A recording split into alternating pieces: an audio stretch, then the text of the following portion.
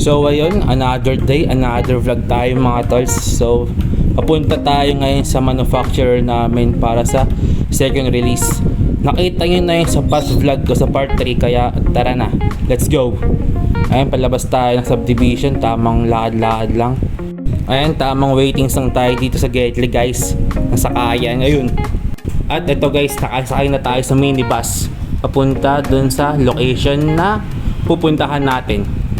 Ito, madadaanan natin yung SM Molino. Ayan guys, yung taas ito ay yung Great Wall of Molino na skyway daw ko, no. Yun.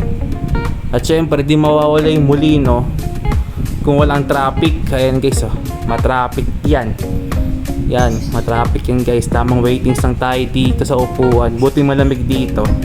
Pero ayan, oh, may tumutulo, may shower, may falls sa taas. Pagkalagpas doon sa may crossing sa traffic, meron ulit ditong traffic kasi inaayos ng Maynilad yung, ewan ko anong tawag dito, yung mga tubo nila. Ayan, inaayos nila yan guys, kaya traffic din dyan. Share ko lang guys, dito pala ako nag-aral ng senior high school sa Perpetual Health Molino, Bacoor. Ayan na, let's go! At yun, nakababa na tayo ng minibus. Ayan guys, late na tayo eh.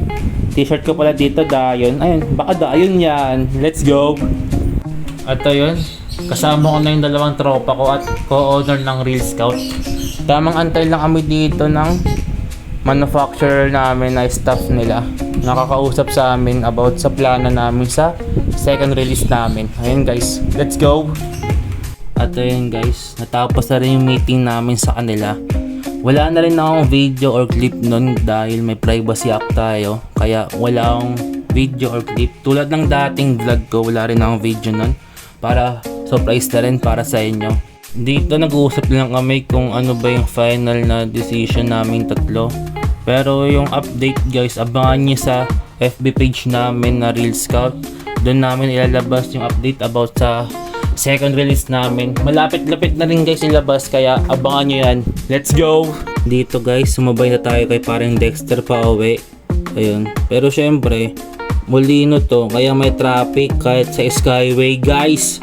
Ayun lang ang share ko sa traffic dito. Ayun oh, ang haba. At dito na rin tatapusin tong mini vlog na to guys kasi pauwi na rin ako eh. Kaya thank you kung nakaabot ka dito sa video na to. Kaya so super thank you. Kaya ayun, paalam. Bye bye, see you next vlog.